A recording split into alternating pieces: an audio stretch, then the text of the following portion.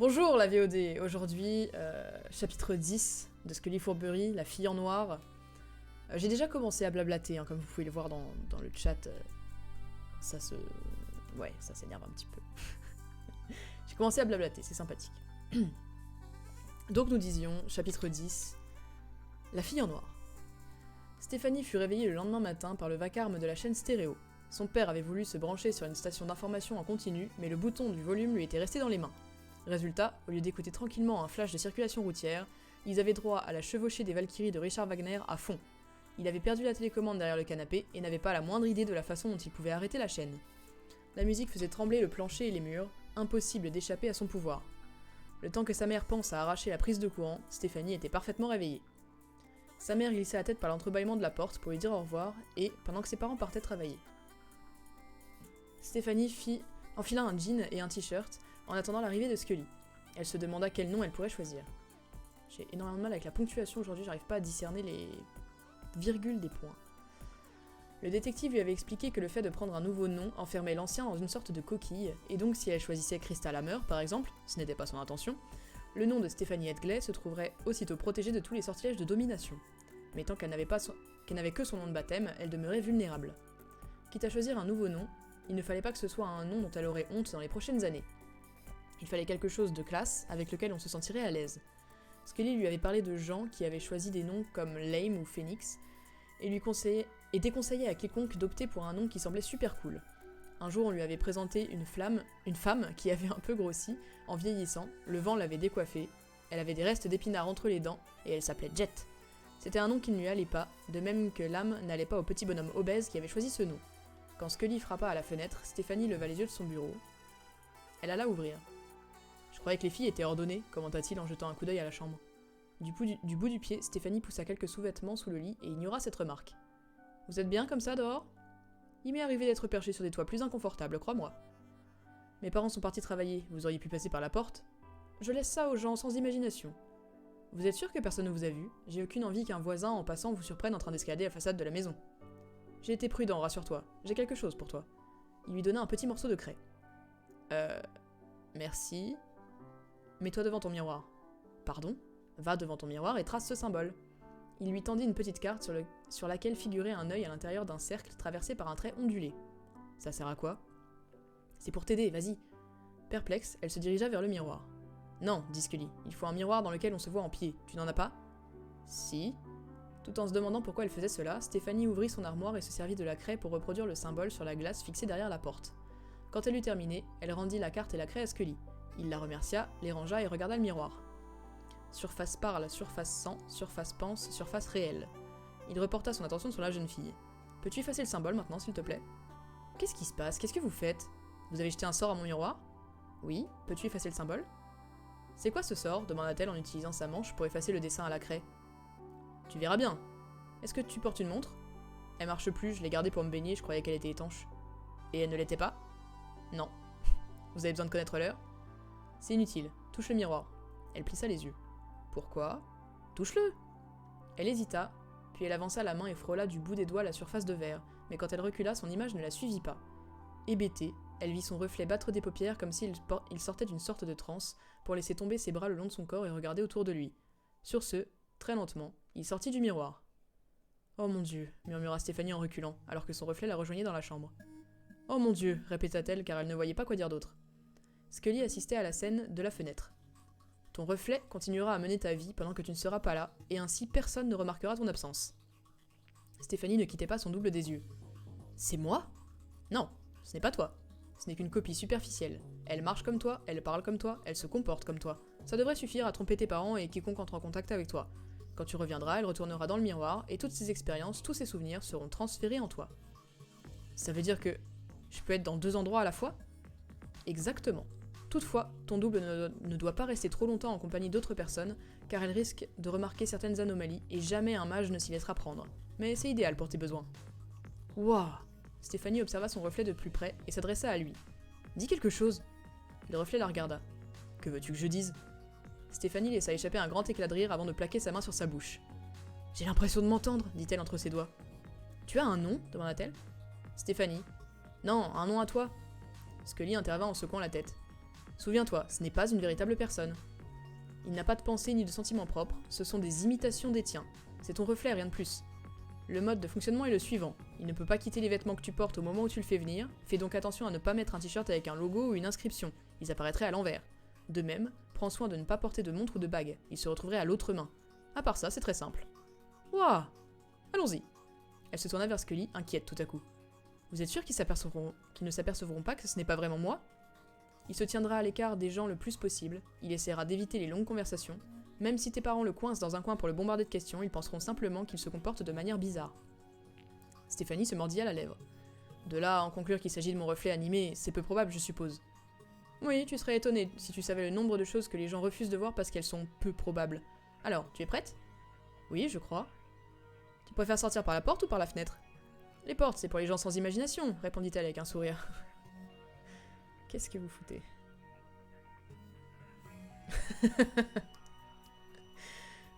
Vous foutez la merde dans le chat, hein. Lady of Storm.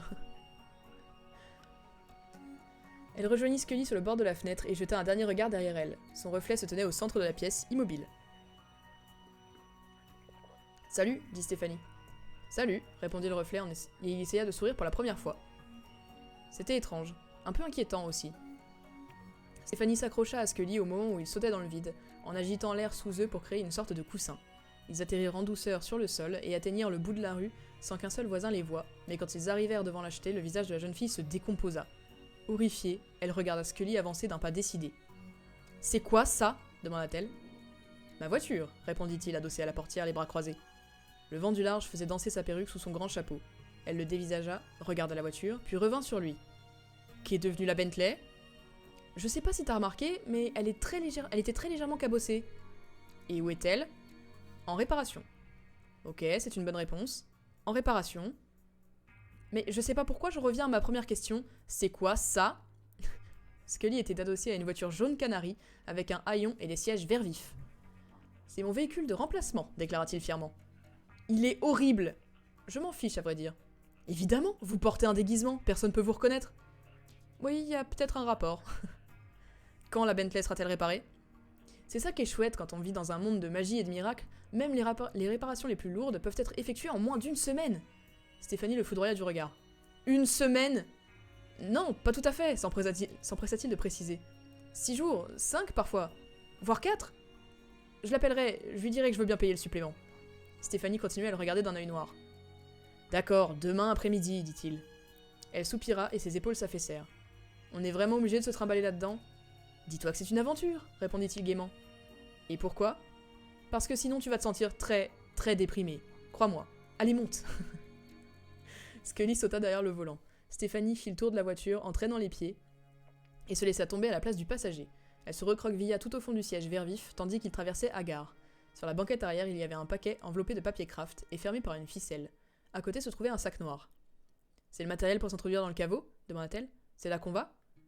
Pour répondre à la première question, oui. Ce sac contient tout l'équipement nécessaire pour réaliser une effraction en beauté.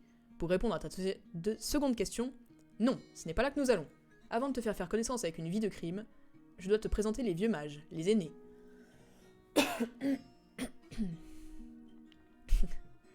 Le crime, ça m'a l'air plus amusant. Et ça l'est, même si je refuse d'approuver le crime sous toutes ses formes, sauf quand c'est moi qui le commets, naturellement. Naturellement. Alors, pourquoi est-ce qu'on retarde le meilleur moment? Qu'est-ce qu'ils veulent, ces mages, ces aînés? Ils ont entendu dire que j'avais entraîné une sympathique jeune fille dans toutes sortes de mésaventures et ils veulent me réprimander. Dites-leur que c'est pas leurs oignons. J'admire ton culot. Hein? Mais je crains que ce ne soit pas très efficace avec ces individus. N'oublie pas une chose au sujet des aînés. Ce sont de vrais vieux sorciers? Oui. J'avais deviné. Tu dois être fier de toi. Pourquoi est-ce que vous devez leur rendre des comptes? Vous travaillez pour eux? D'une certaine façon. Les aînés promulguent des lois et ils ont des gens pour les faire respecter. Mais nous ne sommes pas nombreux à enquêter sur les violations de ces lois. Meurtres, cambriolages, quelques enlèvements, la routine.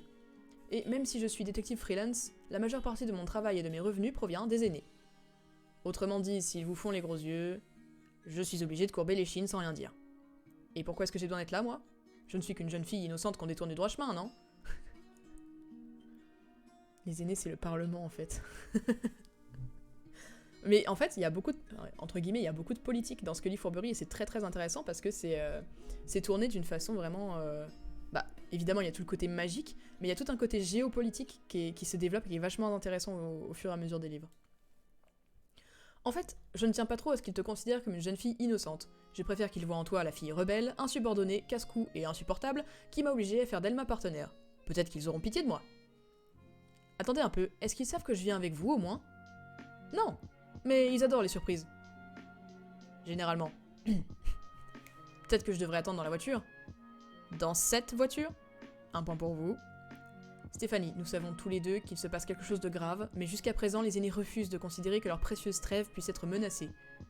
Pourquoi est-ce qu'ils me croiraient moi et pas vous? Parce que j'arrive avec des antécédents, j'ai un passé, un passif même, diraient certains. En outre, les histoires d'horreur sont toujours plus efficaces quand elles sont racontées par une dame. Je ne suis pas une dame. Scully haussa les épaules. Tu es ce qui s'en rapproche le plus. Il lui avait réservé une autre surprise. Soudain, il s'arrêta devant un fast-food et montra le paquet sur le siège arrière. C'est quoi? Demanda Stéphanie. À ton avis? On dirait un paquet. Alors c'est ça. Mais qu'y a-t-il à l'intérieur? Si je te le dis, j'ôterai à ce paquet sa raison d'être. Elle soupira. Et quelle est sa raison d'être? D'être ouvert, évidemment, pour dévoiler son contenu. Ce qui vous pouvait être agaçant, marmonna-t-elle en tendant le bras derrière elle pour prendre le paquet. Il était tout mou. Elle se retourna vers Scully. C'est les vêtements? Je ne dirai rien. Idiot, ça a déjà fini les vêtements? Franchement, je croyais même pas qu'il les ferait après. Vous voyez quoi, la dispute. Scully se mit à fredonner. Stéphanie soupira, prit le paquet, descendit de la voiture jaune, entra dans le fast-food et se dirigea vers les toilettes situées au fond. Une fois enfermée dans une cabine, elle tira sur la ficelle du paquet qui s'ouvrit tout seul devant elle. C'étaient bien les vêtements, taillés dans un tissu qu'elle n'avait jamais vu, du noir le plus profond. Elle se changea prestement, remarquant au passage que tout lui allait comme un gant, puis elle sortit de la cabine pour s'admirer dans la glace. Le pantalon et la tunique, un vêtement sans manches avec des boucles argentées, étaient très chouettes, et les bottes aussi confortables que si elle les portait depuis des années. Mais c'était le manteau trois quarts qui parachevait l'ensemble. Il était taillé spécialement pour elle, dans un tissu si noir qu'il semblait scintiller. Elle résista à la tentation de laisser ses autres affaires dans les toilettes. Finalement, elle les enveloppa dans le papier d'emballage marron et quitta le restaurant. « Surprise !» s'exclama Scully quand elle retrouva sa place dans la voiture Canary. « C'était les vêtements !» Elle le regarda. « Vous êtes super bizarre. » 20 minutes plus tard, il pénétrait dans le musée de cire. Le vieux bâtiment avait sérieusement besoin de réparation, et la rue dans laquelle il était situé ne valait guère mieux. Stéphanie ne dit pas un mot pendant qu'ils achetaient des billets à la caisse, puis déambulaient dans des couloirs obscurs, bordés de statues de vedettes et de personnages de fiction. Elle avait déjà visité cet endroit 2 ou 3 fois avec l'école, quand elle était plus jeune, mais elle ne voyait pas ce qu'ils venaient faire ici maintenant. Ils se laissèrent volontairement distancer par un petit groupe de touristes, et lorsqu'ils furent certains d'être seuls, elle demanda « Qu'est-ce qu'on fiche ici ?»« On vient visiter le sanctuaire des aînés. »« Ils sont en cire ?» J'aime bien venir dans cet endroit, dit Scully en ôtant ses lunettes et en ignorant cette question. Je trouve ça très libérateur. Il ôta son chapeau et sa perruque, puis déroula son écharpe. Stéphanie jeta des regards inquiets autour d'elle. Vous n'avez pas peur que quelqu'un vous voie? Absolument pas. Peut-être qu'on devrait aller rendre visite aux aînés dans ce cas. Bonne idée. Scully se déplaça vers le côté et fit glisser sa main sur le mur. Non, bitches, tu arrives trop tôt! Le chapitre est long! Fuis! J'en étais où? J'ai perdu ma ligne, au secours. Où est-il, bon sang? Grommela-t-il. Ces idiots n'arrêtent pas de le déplacer. Les touristes réapparurent au coin d'une galerie et Stéphanie voulut entraîner Scully à l'abri des regards, mais c'était trop tard. Il l'avait vu.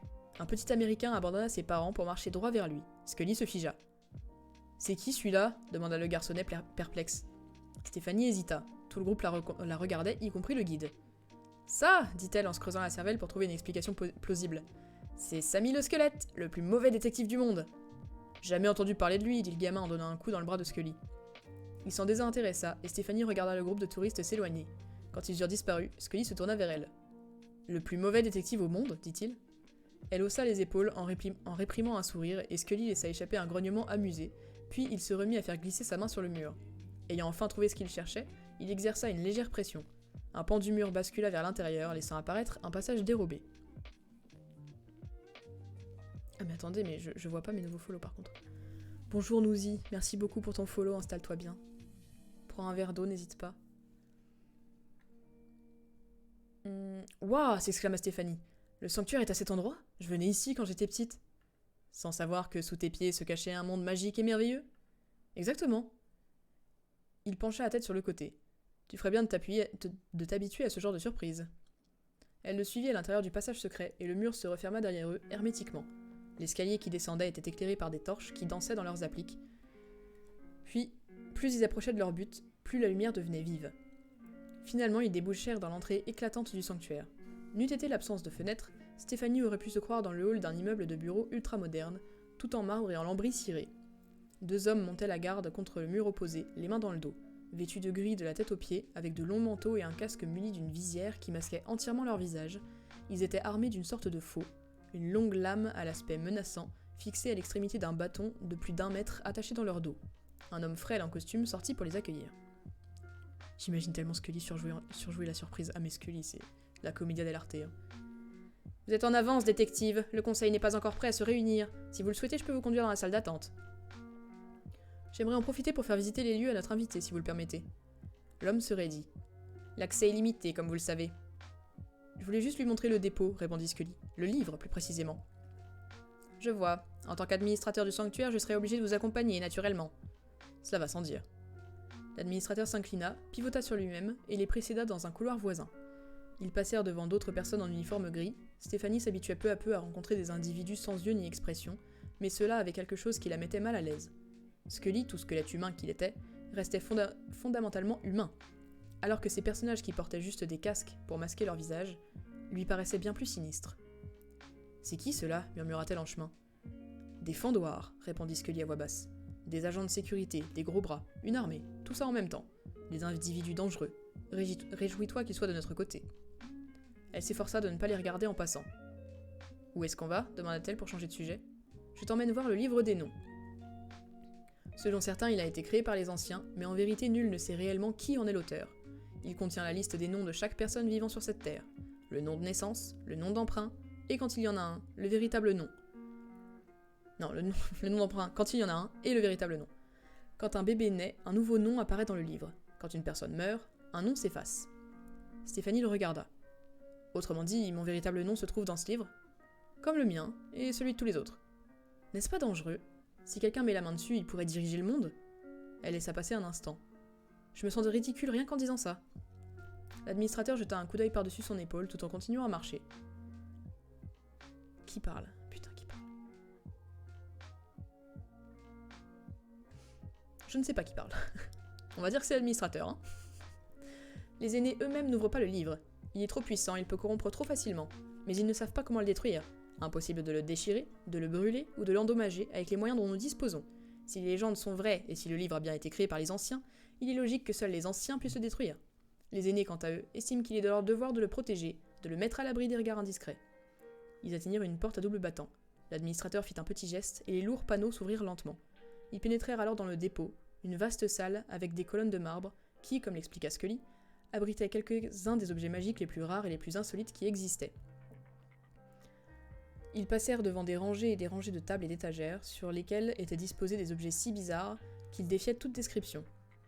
C'est le livre du Conseil constitutionnel, je reconnais. L'administrateur désigna l'un des plus étranges, une boîte en 2 dimensions, qui renfermait des merveilles capables d'assouvir les appétits les plus féroces, mais qui existaient uniquement si on les regardait sous un certain angle. Par contraste avec cette accumulation, le centre de la salle était totalement vide, à l'exception d'un piédestal sur lequel reposait un livre. « C'est le livre des noms » demanda Stéphanie. « Oui, » répondit l'administrateur. « Je l'imaginais plus gros. Il est comme il doit être, ni plus, ni moins. C'est pas risqué de le laisser à découvert comme ça ? Il n'est pas aussi vulnérable que vous l'imaginez. Quand il a été déposé ici, les questions de sécurité ont causé des soucis aux aînés. Comment faire pour le protéger ? Des gardes, ce n'est pas infaillible. Une porte verrouillée, ça peut se forcer. Un mur, on peut le détruire. Un bouclier, on peut le percer. Alors quoi, ils ont décidé de rien faire ? En fait, ils ont trouvé le plus ingénieux des systèmes de défense. La volonté. Pardon ? Le livre est protégé par la volonté des aînés. Stéphanie n'arrivait pas à savoir s'il plaisantait ou pas. « Voyez vous-même, dit-il. Prenez le livre. »« Moi ? Oui, vous risquez rien. » Stéphanie regarda Scully, qui ne lui fournit aucune indication sur la conduite à adopter. Alors elle se retourna et marcha sur le livre. Vers le livre. Marcha sur le livre. YOLO. Ses yeux filaient d'un côté à l'autre de la salle.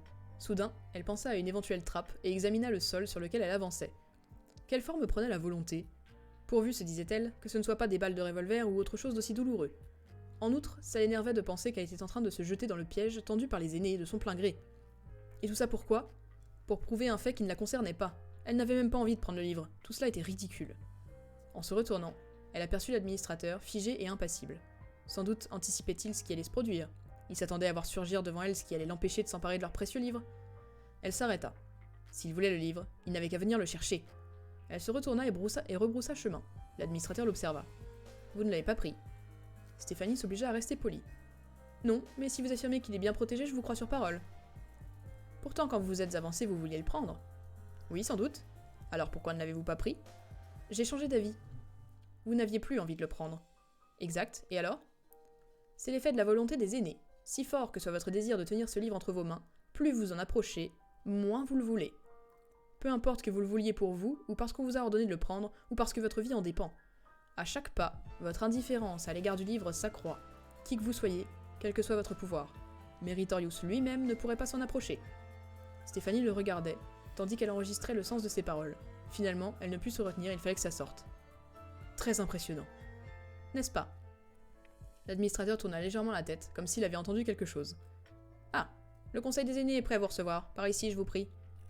Ils pénétrèrent dans une pièce de forme ovale et s'arrêtèrent devant une large porte. Il n'y avait qu'une seule source de lumière, quelque part au-dessus de leur tête, et les extrémités de la pièce restaient plongées dans une semi-obscurité. Les aînés ne vont pas tarder, dit l'administrateur avant de s'éloigner à pas feutrés. C'est toujours pareil, commenta Scully. Ils font attendre les gens. Mon proviseur aussi, quand on était convoqué dans son bureau, il s'imagine que ça lui donne l'air important. Et ça marche. Il a surtout l'air d'être en retard. La porte située devant eux s'ouvrit et un vieil homme entra. Il avait des cheveux blancs très courts et une barbe taillée de près. Il était grand, plus grand que Scully. Il portait un costume couleur granit et, en le regardant marcher, Stéphanie remarqua les ombres sur sa droite. Elles semblaient danser et s'étirer à ses côtés. De plus en plus nombreuses, elles quittaient les bords de la pièce pour se rassembler et former une masse compacte. Soudain, les ombres qui rampaient sur le sol se dressèrent et fusionnèrent pour prendre l'apparence d'une vieille femme toute de noir vêtue. Elle rejoignit le géant, et ensemble, ils ralentirent le pas en approchant des visiteurs. Une troisième personne, issue du néant, se matérialisa de l'autre côté du géant. Cet homme paraissait un peu plus jeune que les deux autres personnages. Il portait un costume bleu ciel, dont la veste avait du mal à contenir son ventre proéminent. Stéphanie regarda les vieux mages, et les vieux mages regardèrent Stéphanie. « Scully, dit le géant d'une voix grave qui résonnait, les ennuis suivent votre sillage, n'est-ce pas ?»« Je dirais pas qu'ils me suivent, j'ai plutôt l'impression qu'ils restent assis et qu'ils m'attendent. » L'homme secoua la tête. « Voici donc votre nouvelle équipière. »« En effet. Elle n'a pas choisi de nom ? » ?»« Non. »« C'est déjà ça. » L'homme reporta son attention sur Stéphanie. « Je suis Eakan Meritorius, grand mage de ce conseil. À mes côtés se trouvent Morwena Corbac et Sagacious Tom. Puis-je supposer que puisque vous n'avez pas choisi de nom, que vous n'avez pas l'intention de vous impliquer très longtemps dans nos affaires ?» Stéphanie avait la gorge sèche. « Je sais pas. »« Vous voyez ?» intervint Scully. « Insubordonné. » Vous vous êtes retrouvé entraîné dans des situations dangereuses, reprit Meritorius. Nul doute que vous préféreriez retrouver votre vie normale plus sûre. Pas si sûr que ça. Ah, fit Scully. Rebelle. Ce que je veux dire, expliqua Stéphanie, c'est que je peux très bien me faire renverser en traversant la rue demain. Je peux me faire agresser ce soir, je peux tomber malade la semaine prochaine. On est en sécurité nulle part. Meritorius haussa un sourcil. Certes, mais dans votre existence normale, vous n'avez jamais été confronté à des sorciers et à des tentatives de meurtre. Les aînés la regardaient avec un vif intérêt. Oui, peut-être, admit-elle. Mais je crois que je ne peux pas oublier tout ça. Scully secoua la tête d'un air triste. Enquiquineuse. La femme, Morwena Corbac, prit la parole. Détective, vous avez saisi le conseil à de nombreuses reprises au sujet d'une supposée menace contre la trêve. En effet. Mais vous n'avez jamais pu produire de preuves. La jeune personne qui se tient à côté de moi est ma preuve. 2 fois, elle a été attaquée et 2 fois, son agresseur cherchait une clé. Quelle clé ? Demanda Sagacious Tom. Scully hésita. Monsieur Fourberie ? Je pense que le maître de son agresseur n'est autre que Serpine. Quelle clé, détective ? Si Serpine ordonne des agressions visant des civils, c'est une violation manifeste de la trêve, et le conseil n'a d'autre choix que de... Cette clé, monsieur Fourberie, couvre-t-elle ? Stéphanie observa à la dérobée le visage impénétrable de Scully. Elle crut discerner des signes de frustration dans les petits mouvements qu'il faisait. Je pense que cette clé permettra à Serpine de s'emparer du sceptre des anciens. Je sais jamais quand vous plaisantez, Scully, dit Meritorius en esquissant un sourire. J'entends souvent dire ça. Vous savez que le sceptre est une fable, n'est-ce pas ? Je sais que c'est ce qu'on pense, oui, mais je sais aussi que Serpine fait tout pour le retrouver, et je crois que Gordon Edgley le détenait peut-être. Célériane Serpine est un allié désormais, dit Sagacious Tom. Nous vivons en paix. Nous vivons dans la peur, rectifia Scully. Nous avons trop peur de briser le statu quo pour poser les questions qui devraient l'être. Scully, dit Meritorious. Nous savons tout ce qu'a fait Serpine. Nous connaissons les atrocités qu'il a commises au nom de son maître mévolant et pour servir ses propres intérêts. Mais tant que la trêve dure, nous ne pouvons pas l'attaquer sans raison valable. Il a ordonné les agressions visant ma partenaire. Vous n'avez aucune preuve. Il a assassiné Gordon Edgley, mais vous n'avez aucune preuve. Il est à la recherche du sceptre, qui n'existe même pas. Meritorious secoua la tête d'un air dépité. Je suis navré, Scully, nous ne pouvons rien faire. Quant à la fille, ajouta Morwena, nous avions espéré que son implication dans toute cette affaire se réduirait au minimum. Elle ne dira rien à personne, promit Scully. Peut-être, mais si elle fait un pas de plus dans notre monde, elle risque de ne plus pouvoir revenir en arrière. Nous vous demandons de réfléchir soigneusement, détective. Réfléchissez aux conséquences. Scully répondit par un léger hochement de tête sans rien dire. Merci d'avoir accepté de nous rencontrer, reprit Meritorious. Vous pouvez disposer. Scully se retourna et s'en alla, suivi de près par Stéphanie. L'administrateur s'empressa de les rattraper. Je connais le chemin, grogna Scully, et l'administrateur battit en retraite. Ils passèrent devant les fendoirs aussi immobiles que les mannequins de cire qui se trouvaient à l'étage du dessus. Ils gravirent l'escalier pour quitter le sanctuaire. Scully remit son déguisement tandis qu'il regagnait la voiture Canary en silence. Il l'avait presque atteinte lorsqu'il s'arrêta et tourna la tête. Un problème demanda Stéphanie. Il ne répondit pas. Elle ne voyait rien sous son déguisement. Paranoïaque, elle jeta des regards inquiets autour d'eux. Apparemment, c'était une rue normale avec des gens normaux qui se livraient à des activités normales. Certes, la chaussée était creusée de nids de poules et les passants étaient dépenaillés, mais il n'y avait rien qui sorte de l'ordinaire. Soudain, elle le vit. Un homme de grande taille, large d'épaules et chauve, d'un âge indéterminé. Il marchait vers eux comme s'il avait l'éternité devant lui. Oh, Goodcar, le cul sec maintenant, vraiment. Merci Goodcar pour tes 9000 verres d'eau pour un cul sec. Je reviens à la VOD.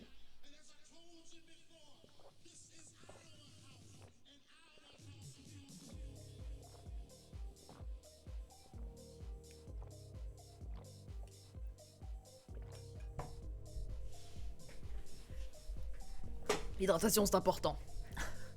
Oh, l'enfer. Monsieur Fourberie, dit l'homme en arrivant devant eux. Mr. Bliss, dit Scully. Stéphanie dévisageait cet homme. Il irradiait le pouvoir. Ses yeux bleus très pâles se posèrent sur elle. Vous devez être la jeune fille qui attire l'attention de tous les côtés. Stéphanie était muette. Elle ignorait ce qu'elle aurait dit de toute façon, mais elle savait que, si elle avait essayé de s'exprimer, elle aurait parlé d'une toute petite voix grêle. Il y avait chez ce Mr. Bliss quelque chose qui lui donnait envie de se rouler en boule et de pleurer.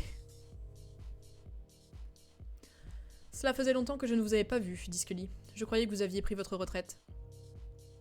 Il y avait une certaine douceur dans les yeux de l'homme, mais cette douceur n'avait rien d'apaisant. Ce n'était pas une douceur qui vous réconfortait et vous donnait un sentiment de sécurité, non. C'était une autre sorte de douceur, celle qui vous promettait la disparition de la douleur, de la joie et de tout le reste. Salut Alien Argent. Le regarder, c'était comme plonger dans un grand vide sans début ni fin, dans l'oubli. Les aînés m'ont demandé de revenir, dit-il. Nous vivons une époque troublée. Vraiment ? Les deux hommes qui surveillaient Serpine ont été retrouvés morts il y a quelques jours. Il mijote quelque chose qu'il veut cacher aux aînés. Après un moment de réflexion, Scully demanda. Pourquoi Meritorious ne m'a-t-il rien dit ? La trêve est un château de cartes, monsieur Fourberie. Si on la bouscule, tout risque de s'écrouler. Et vous avez une réputation de semeur de troubles.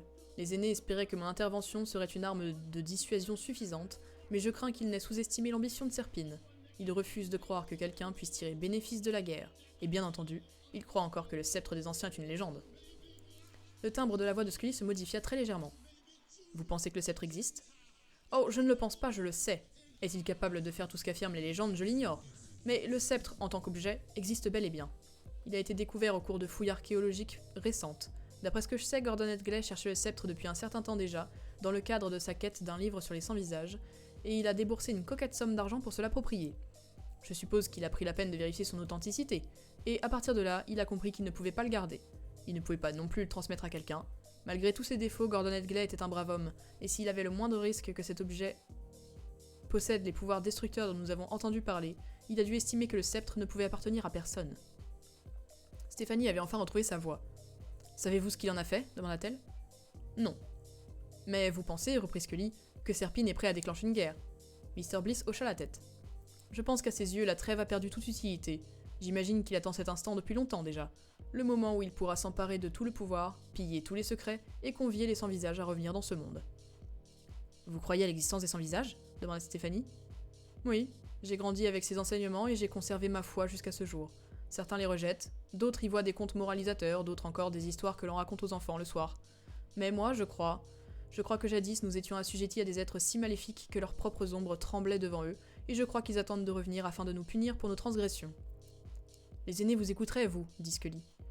Ils sont prisonniers de leurs règles. J'ai appris tout ce que je pouvais, j'ai transmis mes informations à la seule personne qui saurait les utiliser. Ce que vous en faites ensuite, ça vous regarde. Avec vous à nos côtés, ce serait plus facile. Un petit sourire apparut sur le visage de Mr. Bliss. Si je dois agir, j'agirai. Sur ce, sans même un bonne journée, il se retourna et s'en alla. Scully et Stéphanie restèrent plantés là quelques instants, puis ils montèrent dans la voiture Canary. Ils roulèrent en silence pendant un moment, puis Stéphanie lâcha. Il fait peur. Ça arrive quand on sourit rarement. Mr. Bliss est, physiquement, l'individu le plus puissant de la planète. Sa force est plus que légendaire. Donc il fait vraiment peur ? Oh oui, énormément. Je vais changer la chanson. Merci. Ils replongèrent dans le silence. Stéphanie laissa passer quelques minutes. À quoi vous pensez ? Demanda-t-elle finalement. Scully esquissa un haussement d'épaule. À un tas de petites choses intelligentes. Vous croyez vous aussi que le sceptre existe pour de vrai ? On dirait bien. C'est pas rien pour vous, je parie, découvrir que vos dieux ont réellement existé. Ça, nous n'en savons rien. Si le sceptre existe, sa véritable histoire a pu se mélanger aux légendes. Son existence ne prouve pas qu'il a servi à chasser les sans-visages. C'est curieux, j'aurais pas cru qu'un squelette vivant soit aussi sceptique. Alors, quelle est notre prochaine étape ? Scully ne répondit pas immédiatement. Avant toute chose, nous devons savoir ce dont nous avons besoin, comment nous le procurer, et ce dont nous avons besoin pour nous procurer ce dont nous avons besoin. Je crois que j'ai compris l'idée, dit Stéphanie. La voiture roula sur un dos d'âne. Zut, elle m'a échappé. Nous voulons que les aînés agissent, il nous faut donc la preuve que Serpine a violé la trêve. Nous devons retrouver le sceptre, et nous devons également trouver le moyen de détruire le sceptre. Ok, comment on fait ? On aura la preuve une fois qu'on aura trouvé le sceptre. Et comment on fait pour trouver le sceptre ? On trouve la clé. Et comment on fait pour détruire le sceptre ? Ah ça, c'est le petit crime que l'on va devoir commettre. Un crime, dit Stéphanie avec un sourire. Enfin. Ouh, il était long. Bordel, il était long celui-là. C'est un de mes chapitres préférés parce qu'il introduit tellement de choses. Bon, on va laisser la VOD se reposer ici. Merci la VOD, à demain pour le chapitre... Non, pas à demain, on est quel jour ? On est vendredi ? Pas du tout. À mardi pour les VOD pour le chapitre suivant, pour les autres ce sera lundi bien sûr.